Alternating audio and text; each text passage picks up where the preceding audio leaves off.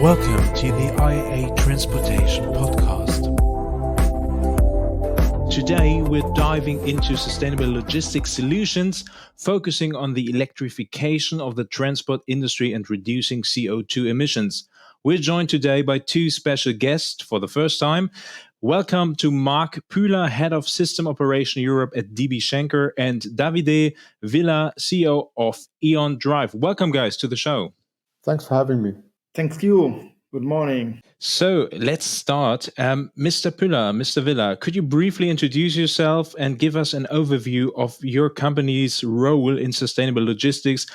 Also, why sustainability in logistics is so crucial. Thanks for the chance to join the podcast. My name is Marc Puhler, as already said. I'm heading the system operation. That means I'm heading the groupage operation in Europe, and this role includes the responsibility for our own fleet operation as well as carrier management. Schenker's role in sustainable logistics, we are a frontrunner and a leader in this perspective. And it's important to us for two reasons. First, our social responsibility. Secondly, preparing our company for the future, as sustainable logistics is getting more important for our customers as well. Thank you, Mr. Puhler. Mr. Villa. Hi, thanks for having me. It's a pleasure. My name is Davide Villa. I'm the CEO of E.ON Drive. And here we focus on providing innovative charging solutions for electric vehicles, not only for cars, but in particular for commercial and heavy-duty transport sectors. E.ON Drive is a key player in the transition to sustainable logistics because we develop and implement comprehensive charging solutions for trucks and buses. And we work closely with companies like DB Schenker to ensure that we provide the necessary infrastructure to them to support their fleet electrification and consequent reduction of CO2 emissions. So that's brilliant to have you guys here for our episode today, because electrification and CO2 reduction are two major topics of IAA Transportation 2024. So, Mr. Puhler, DB Schenker has been an early adopter of fleet electrification. Can you tell us more about the initiatives you've undertaken to make your fleet more sustainable? What milestones and what successes have you achieved so far? Indeed, we already ordered 7 years ago in 2017 the first battery electric trucks and started operation on small scale 2018 in France and Germany. At that time, it was only comparable small vehicles with limited range available on the market from a big truck manufacturer. So we investigated also in startups and retrofitting diesel vehicles. In terms of productivity, those vehicles were not ideal, limited range and capacity. Nevertheless, it was the right way to gain the first experiences and take learnings out of that, which helped us to scale up. 2019, we opened the Oslo City Hub, which brought us in the position to deliver locally tailpipe emission-free in the inner city of Oslo. We brought different types of vehicles into production there, like cargo bikes, e-vans, and e-trucks from different manufacturers, which are powered by 100% renewable electricity from on-site solar panels powering on-site EV chargers. Same year, we took the decision to increase our Fuso e-Canter fleet to more than 40 vehicles across Europe to extend our knowledge and to offer local emission-free deliveries to our customers. In 2020, we have been part of the pre-series test of Mercedes-Benz e-Actros 300 in Leipzig and implemented the first Volvo e-Electric into our fleet as well. 2021, Schenker joined the forces with DEVK Group, which later founded Hylane, the first rental company offering a pay-per-use model on hydrogen trucks, and signed an agreement with Volta Trucks, which developed a 16-ton battery electric truck designed for the inner city distribution. You see, we are willing to invest in new promising technologies and keep going. There is indeed a really rich history, one could say. But let us just focus on the challenges. You just mentioned a few, but what challenges have you encountered with integrating electric vehicles into your fleet, particularly regarding range, charging infrastructure, and operational costs? And how did you actually overcome these challenges? And what strategic sustainability goals are you pursuing? Indeed, in the very beginning, the range was very, very short and a limiting factor. But it has significantly increased with the new generation of trucks. Therefore, we started to implement the trucks in the first and last mile and there the impact is the first, and the increase of battery capacity is getting better. Heavy-duty trucks range still limited, but a new series to come, which also will be presented at the IAA, will give us a much better usability. Another limiting factor is the charging infrastructure. Here is much more development needed, as the public available network for truck charging is still quite small, but growing. Depot charging is also limited without investment, as the grid capacities are often not sufficient to charge a growing fleet of e-trucks. Another challenge is the growing complexity in the planning of mixed fleets. In the past, the process were much simpler due to limitless range and short fueling times. This needs to be considered in today's and future operations. The early implementation of electric vehicles and the experience made support us today. We are advancing our terminals with solar panels, charging infrastructure, energy storage systems, and so on, as we already did in our branch close to Munich. Thank you, Mr. Puhler. So you just mentioned one of the key issues so far is actually the infrastructure, which is one of the key topics of our transportation. Mr. Villa, it's great to have E.ON here. E.ON Drive plays an important role in providing this just mentioned necessary infrastructure for this electrification, and is also a key partner in offering the required charging solutions. Can you share more about your solution and the challenges associated with developing charging infrastructure for commercial vehicles? But also, how has E.ON Drive tailored its solutions to meet these specific needs we just heard from DB Schenker during the planning and the implementation phases? Yeah, thank you for the question. So we provide a range of charging infrastructure solutions designed specifically for commercial vehicles, including high-power DC charging, stations capable of supporting heavy-duty trucks. Our solutions are scalable and flexible. This means that are fine for both small and large fleets. Deploying this charging infrastructure for commercial vehicles is kind of tough. We have many challenges. You can think of the initial investment required, pretty high. We need to ensure enough grid capacity, and the grid capacity might be a big constraint. We need also we have technical complexity to integrate this system into the existing sites and logistic operations of our partners. Then we also need to coordinate with multiple stakeholders and understand the regulation, and also understand how we can fund sometimes this investment. This is why it's very important to have a partner with a 360-degree concept capacity skills, and is key to build this charging infrastructure.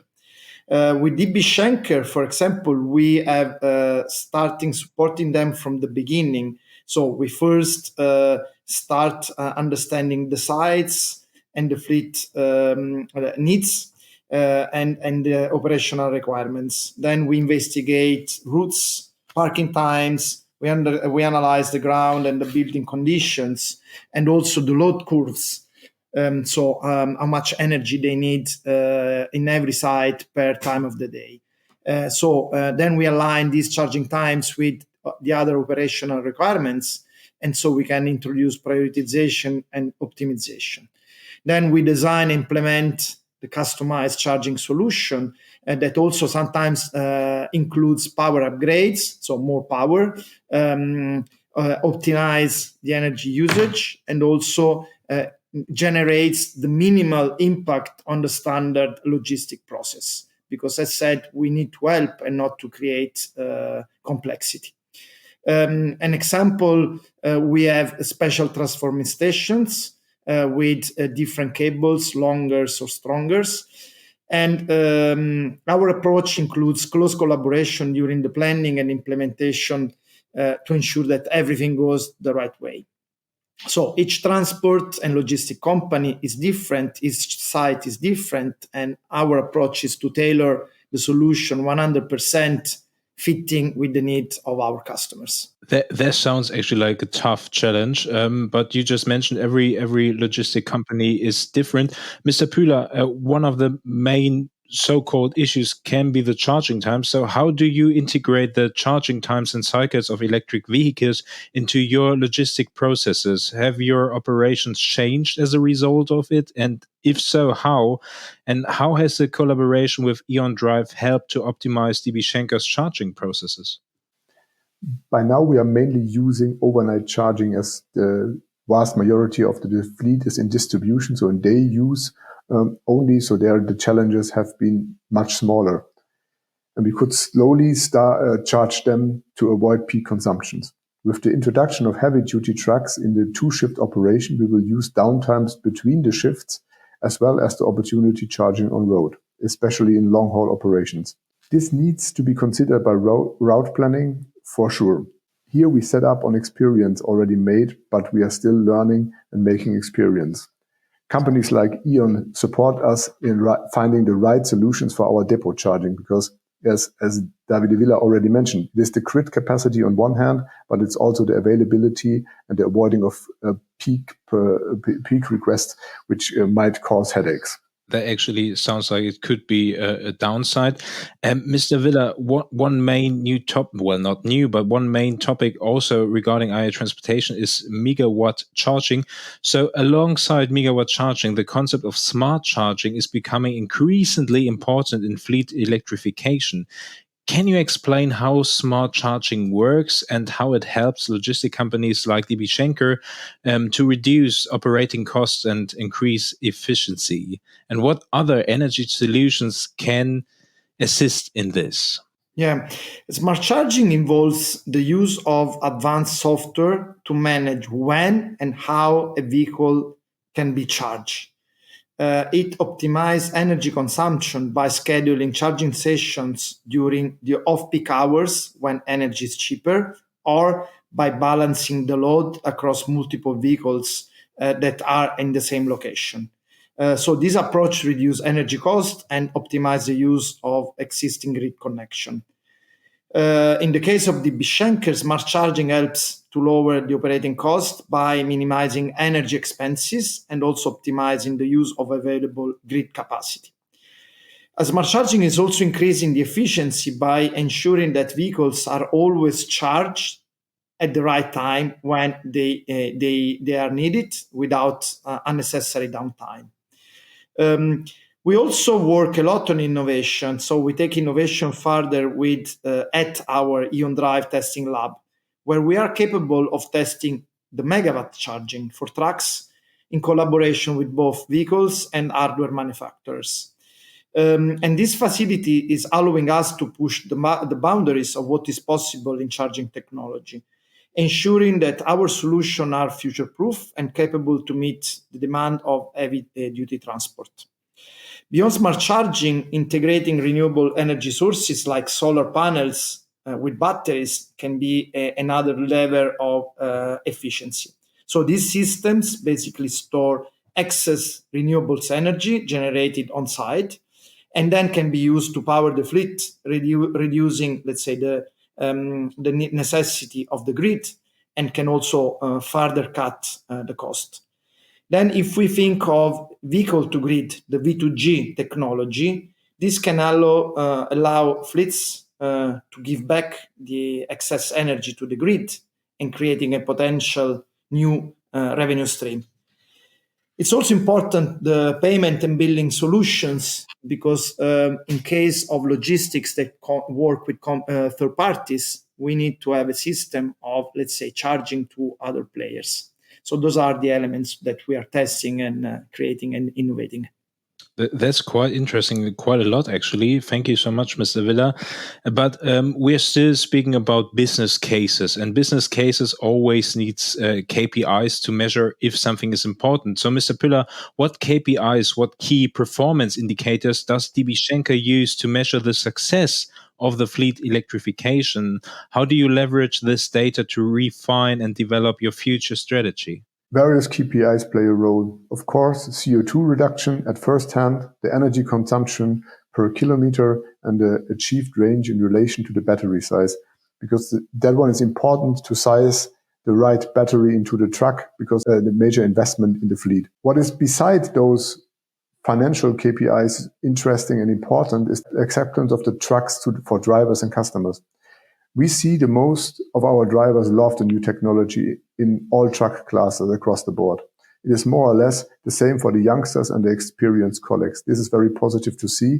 And on customer side, we receive very good feedback as well. Thank you, Mr. Puhler. And for all your colleagues, for all the drivers, I hope they join us at the IAA Family and Driver Weekend, where they can test a lot of these new and, let's say, futuristic trucks actually. So, but we just learned that there are different parts that need to be in the planning, in the strategic planning. So, Mr. Villa, can you provide a concrete example how E.ON Drive has adapted charging infrastructure across different regions to meet the specific needs of companies like DB Schenker, and where there any particular technical or logistical challenge? I guess plenty. And afterwards, Mr. Puhler, what factors do you consider when identifying new locations and equipping them with the necessary infrastructure? So 2 questions, Mr. Villa, you start, and afterwards, please, Mr. Puhler. Yeah. So for us, an example is another collaboration with a big logistic player in Germany. And so we work with them to electrify their fleet in several key logistic hubs. In each location, there are unique challenges, different challenges.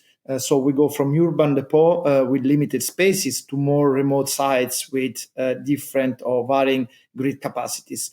In this remote location, the challenge is ensure that the local grid can support the high power charging without really requiring an extensive, lengthy, and costly grid upgrade. In urban areas, on the other hand, sometimes the space constraint is the issue. So it means it requires us to design compact and modular charging hubs that can easily be integrated with existing infrastructure. And so, for example, we have developed a charge reel system, or we also call it extra long cable system, that allows trucks to be charged from above. So the cable comes from basically the sky and not from the side. And this is really useful when you have little space.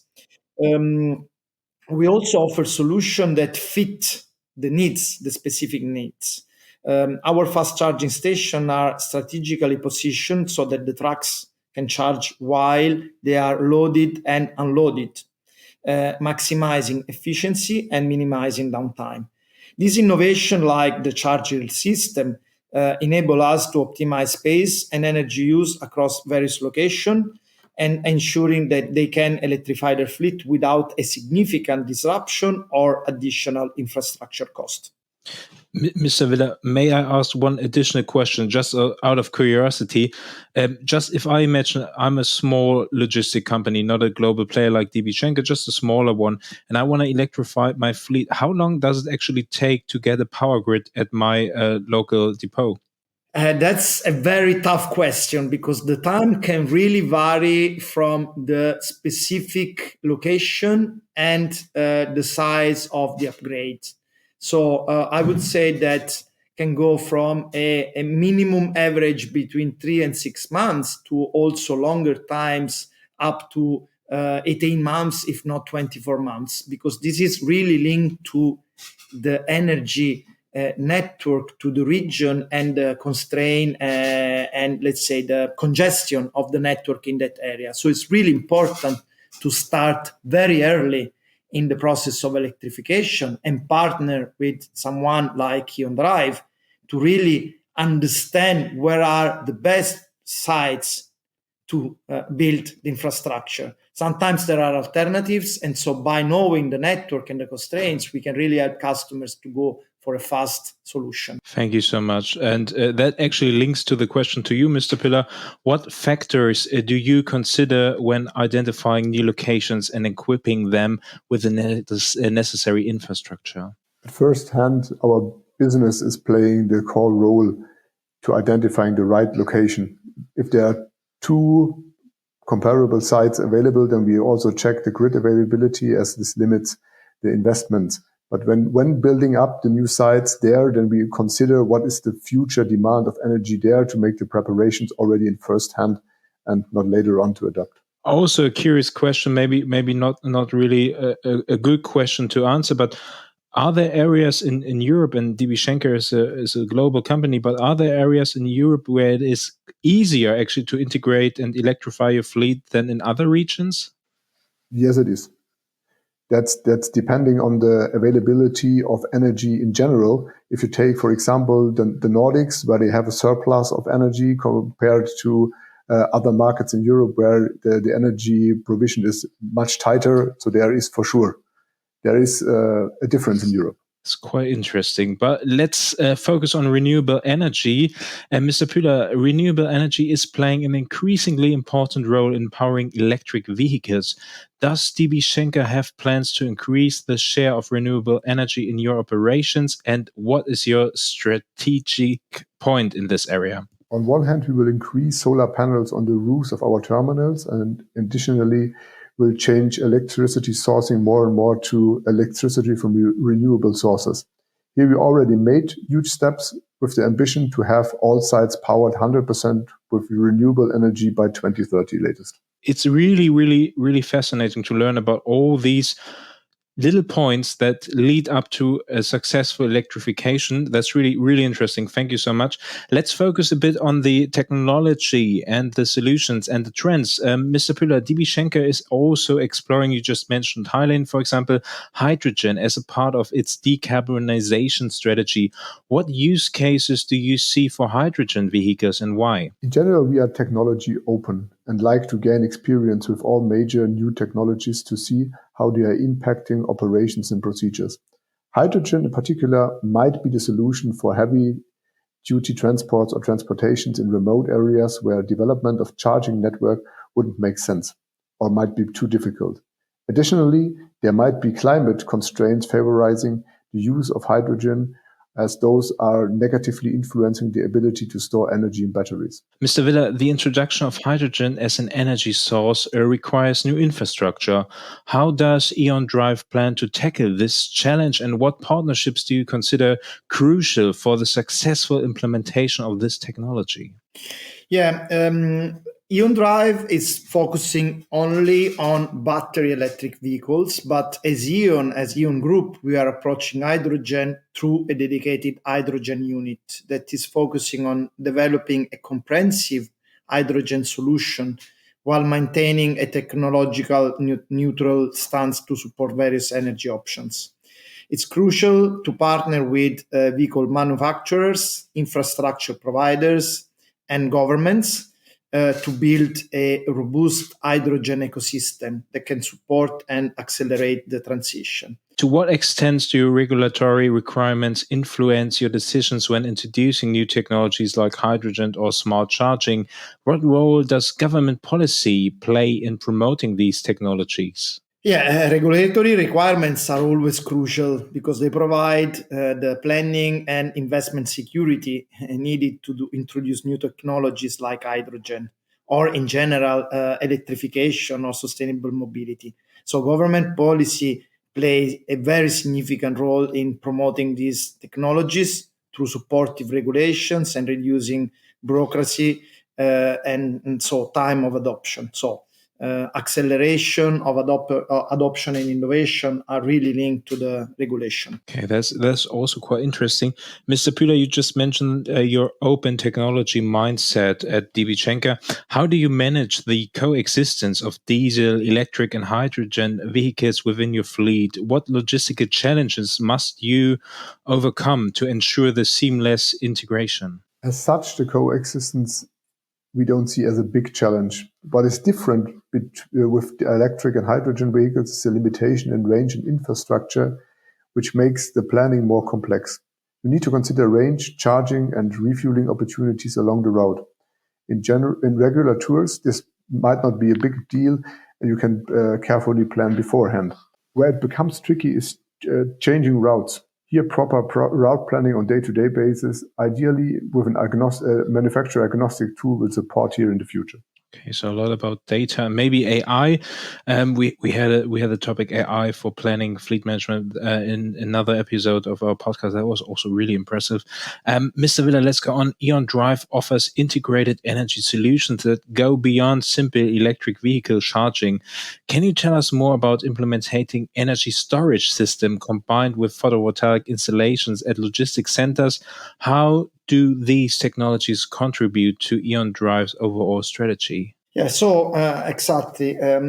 We, on top of standard charging infrastructure, we include energy storage and photovoltaic, so PV installations. And these solutions are really good for logistics centers to help them to generate their own renewable energy during the day using the PV, store the excess energy into the batteries, and then they can use the energy during the night, either for the facility or to charge vehicles when there is no generation. This approach reduces dependency on the grid, ensure long-term stable energy cost, lowers operational cost, and also enhance the sustainability of logistic operations, aligning perfectly with our E.ON Drive strategy to support the electrification and decarbonization of the heavy-duty transport. ESG is not just an image factor. ESG reports are mandatory for more and more companies. And so it's a really important point of reference for customers and investors. So it's really important for customers to go in this direction of building the entire ecosystem.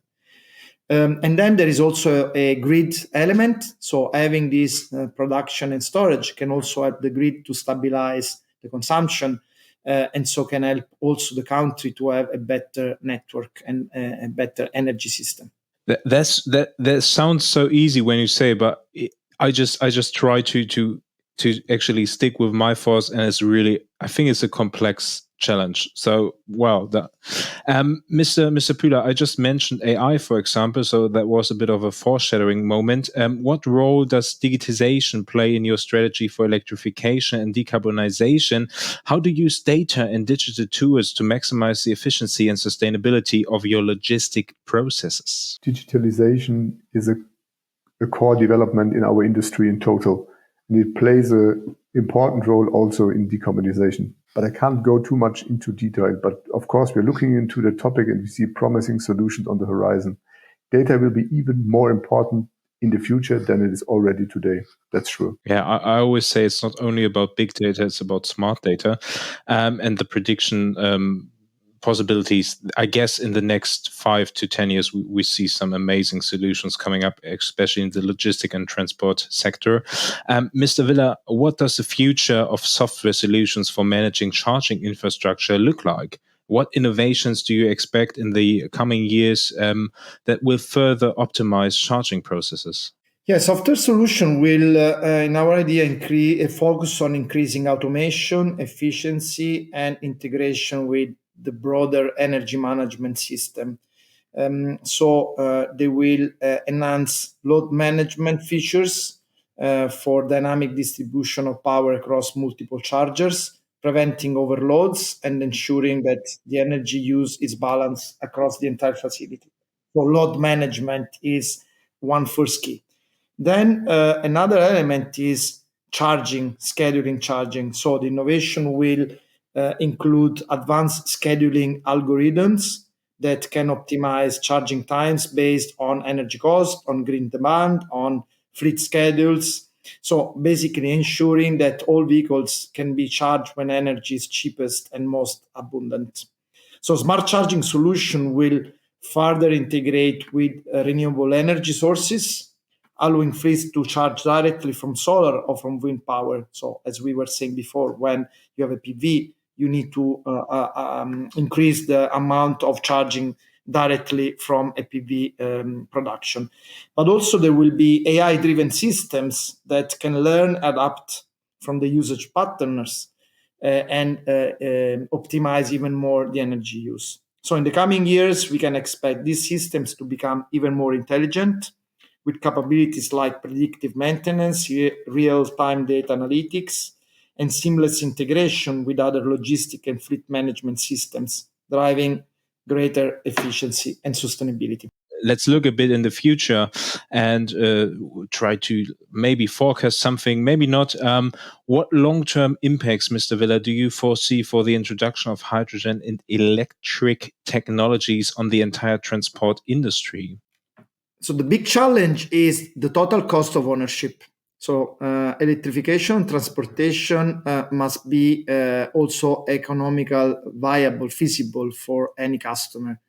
Because let's say, in any competitive market, any company cannot pay the burden of electrification on their own. So either through regulation or through innovation or through collaboration across companies, industries, and countries, we need to get to a total cost of ownership, TCO, that is in line with the current non-electric transportation. That's for me the key element. And Mr. Puhler, if you like, what disruptive changes do you anticipate in the coming years? If you connect it to battery electric and hydrogen vehicles, it will lead to new business models. Truck manufacturers, for example, will need to offer ecosystem solutions to support the fleet of their customers in the transition from combustion engine to alternative engines. New players like, for example, Hylane will arise. Managing Director Sarah Schiffer already gave in one of your earlier episodes a glance on what is the pay-per-use model for the hydrogen truck. Despite the electrification of the fleets or the alternative engines, the development and deployment of autonomous vehicles will revolutionize the transport industry. Partnerships aim to build scalable autonomous logistic transport systems. Also here we gained first experience with the platooning together with MAN. So let's have a look on our next topic. We just spoke about the broader future. Let's have a look in the towards the closer future.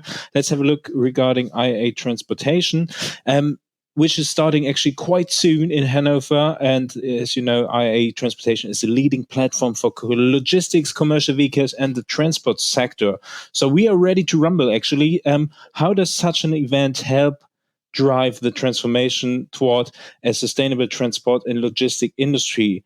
Mr. Villa, do you want to start? Yeah, the e-Trackathon, actually, I'm really excited. We are all excited of having this world premiere hosted by us from E.ON Drive in collaboration with E.ON Hydrogen and IAA Transportation. This event will be held in our testing lab. That is one of the largest independent testing lab in Europe. And this event will serve as a demonstration of where we are with electric and hydrogen truck capabilities.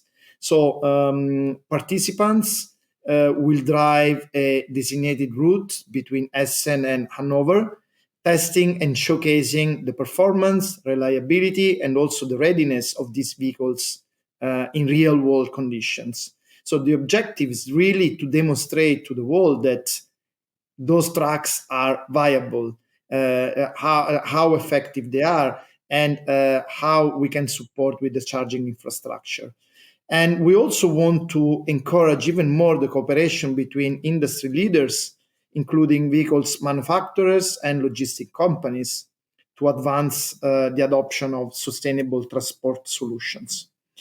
We would also like to test and showcase how E.ON Drive charging solutions are ready for this game, and also including the long-haul and short-haul charging in all operating conditions. In this event, we are super proud and happy to have many industry players, big players like Daimler Truck, DB Schenker, DHL, Trailer Dynamics, MAN, Volvo, Renault Trucks, Alfline, Transport and Logistic, Gruber Logistic, Fige, Faun, Hyundai. So these companies are also joined by experts in the electromobility world, charging infrastructure, hydrogen technology. So all working together to go across the boundaries to make the new mobility possible. And I just have to say, IAA Transportation is also quite proud actually to be partnering up with E.ON Drive for this special event. And Mr. Puhler, DB Schenker is one of the key players in the e-Truckathon. What are your expectations for this event? I personally like very much the concept of the event, and the showcasing of alternative engines are here to stay. And thanks Davide Villa for setting it up and giving us the chance to participate. My expectation, it should increase the awareness about the readiness of the technology and would push the further development of charging and refilling infrastructure. Road transport is a key industry to be able to achieve the climate targets, but it requires enablers and political support. Long-lasting funding commitments, acceleration of planning processes, and in general, an extension of electricity infrastructure.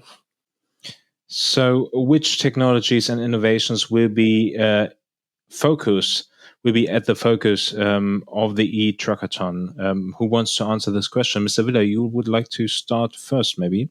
I'm really, really happy and excited to see the 3 tracks from DB Schenker that probably include most of the, let's say, technology and innovation. So, and Mr. Puhler, please, let's engage together. So you are bringing 3 tracks.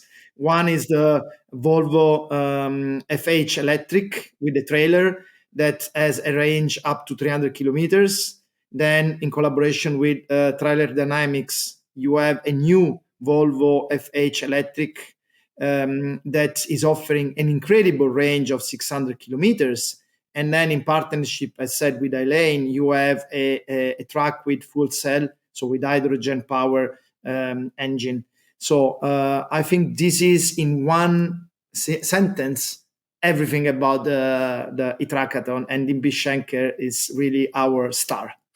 Thanks, Davide Villa. And we are so happy to join with, let's say, the full range of possible technologies. So super, super nice event, and it will boost the change of our industry.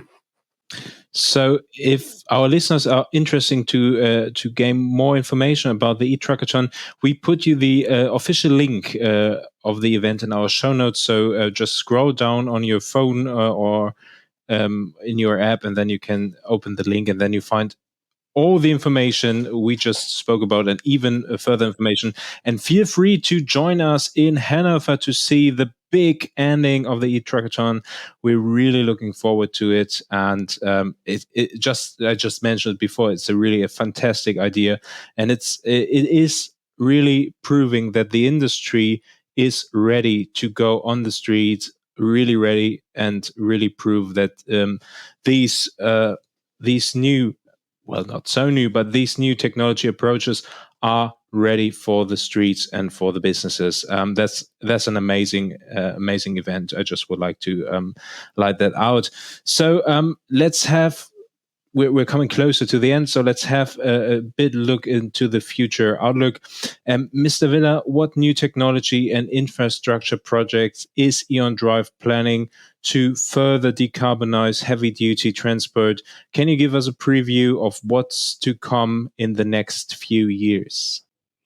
Our future is, in one word, through partnership. We collaborate, we work with partners. I have a few examples. So with MAN, we are building a large public charging network for trucks, electric trucks, with over 170 hubs planned, out of which 125 in Germany.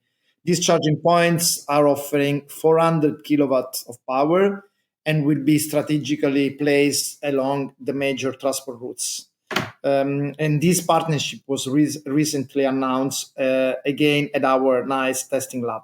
We are also collaborating and partnering with DHL Group in electrifying their heavy-duty vehicle fleet and installing powerful charging stations in their DHL hubs across Germany.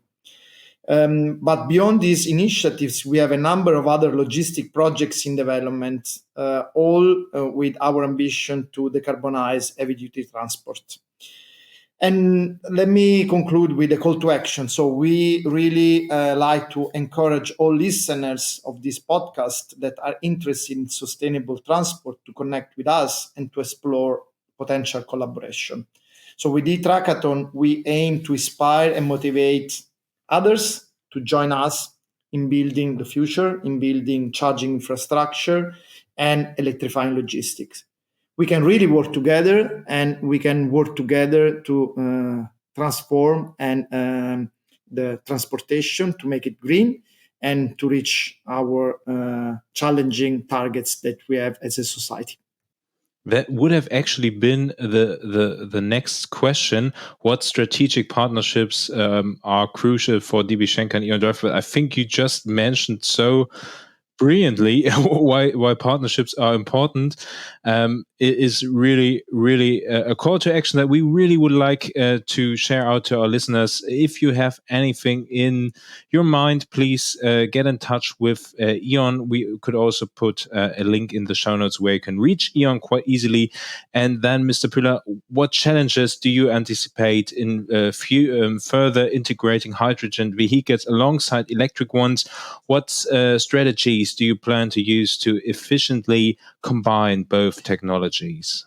Honestly, we currently focus on the integration of battery electric trucks, as this technology is much more mature and is seen as the more cost-efficient solution in the close-by future.